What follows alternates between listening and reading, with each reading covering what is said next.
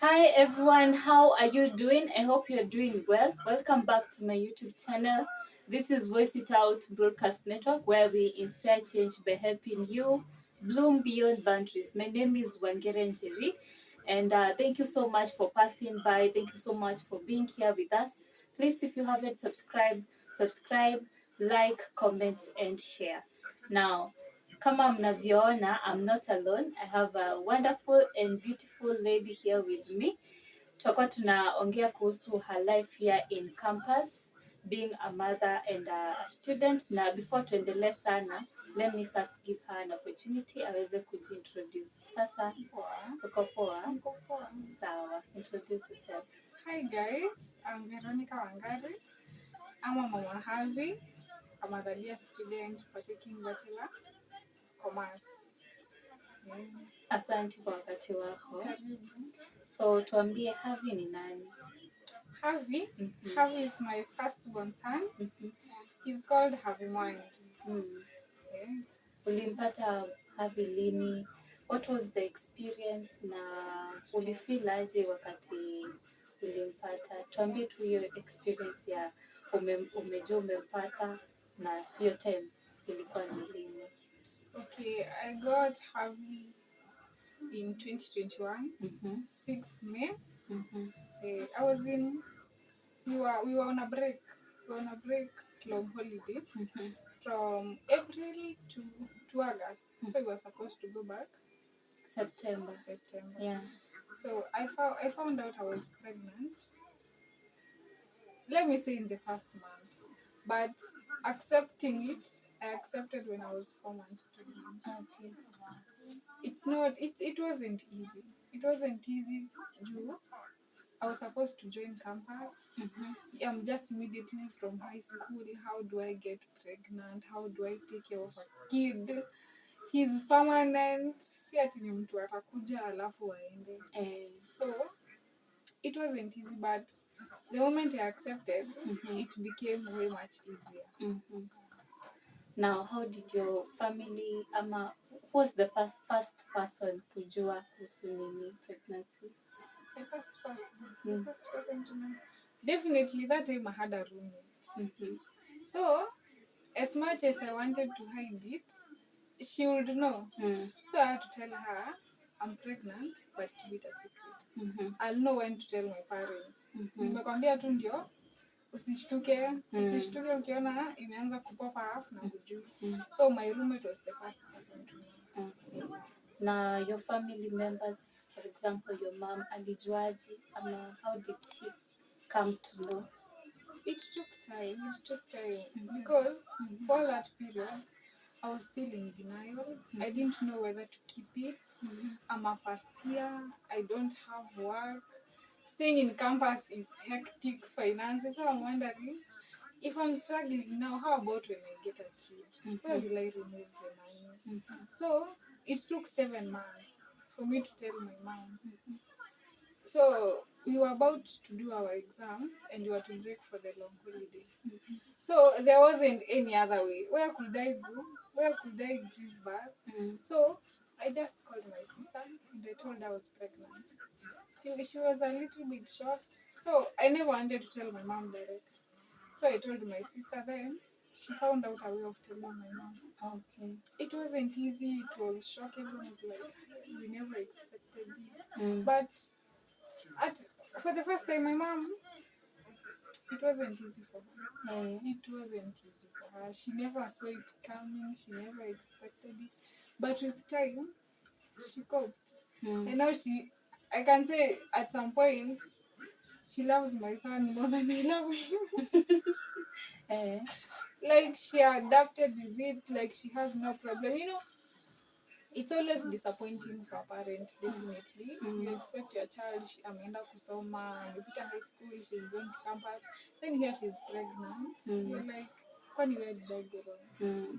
But I thank God for her. She has been of support by the way.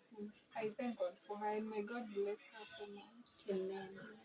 Now, unajua, there are so many girls out there when they get pregnant, they drop out of school, some try to abort, complications zinaoccur, they end up dying because of the process.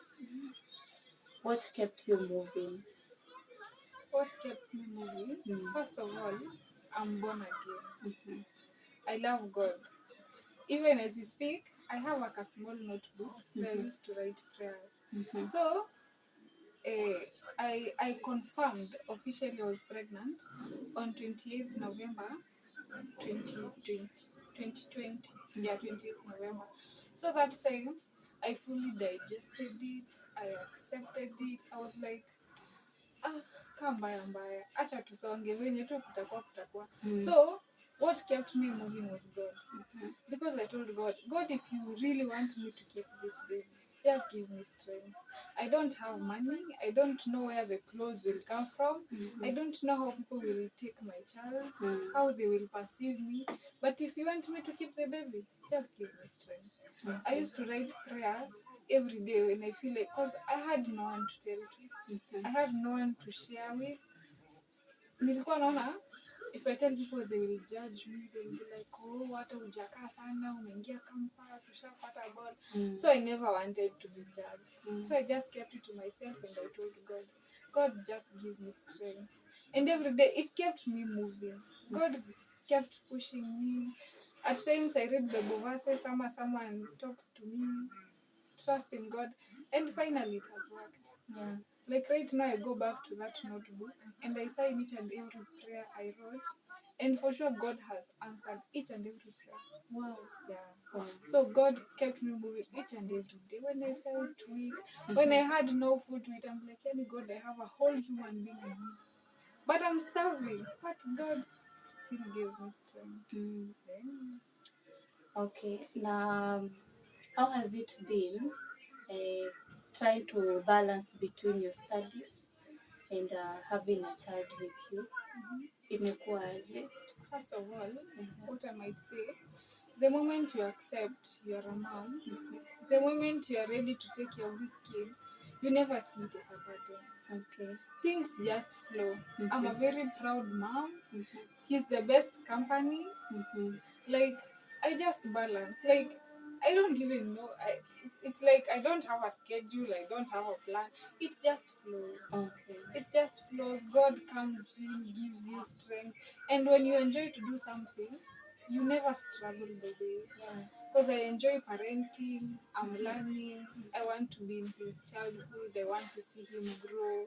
The small, small things. And he gives me strength, he keeps me going. When I see him, I have to read.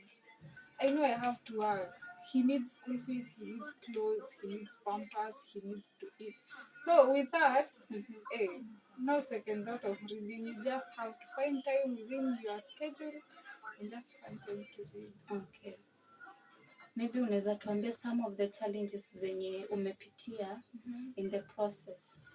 First of all, one of the major challenges you face as a young mom or a student trying to multitask between parenting, academics, you need time for yourself. You have friends, they need time. If you're dating, your partner needs also your time. So it's a lot. But one of the major challenges is finances. You find the baby needs diapers, he needs food, he needs milk. Every day when I go to class, I count it as mine because I have to pay daycare. So every time I know I have a class, I know that's mine. But God has been faithful. There are times you feel bad. This baby is looking up to you. At times you don't have that money, but we've never lacked. I can attest to that. We have never slept hungry. My baby has never lacked diapers. We have never lacked. God has been faithful. The major challenge is money, finances, but God comes through. Even if it's a challenge, God always comes through. We always find our way out. Okay. Now, maybe you can tell us who are some of the people wenye wamekuwa na wewe all throughout. They have been there with you, wamekusupport. Ni watu kama kina nani? Okay. First of all, I would give my credit to God. Like God has been my support system. There are times when I go through challenges, I find it hard to speak to people. I find it hard. Most of the time, I'm a listener. I like listening to people's problems. I like people crying on my shoulder. So for me to open up, maybe even I'll open it up as a joke. Or maybe if I'm crying, I won't cry there. Any God has been my motivation. God has been my strength. And also my mom. My mom has been of great support. My mom, may God bless her wherever she is. My mom, my sisters, my cousin, my friends here in campus, they have been of great support.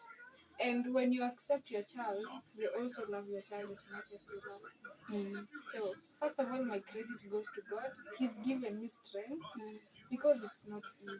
Yeah. It's not easy to raise a human being. He's going nowhere. You have to train him to be a man. You have to be there for him. You have to know when he's sick and when he's okay. So God has really given me strength. Yeah, and I thank God for that. Okay. Now, okay.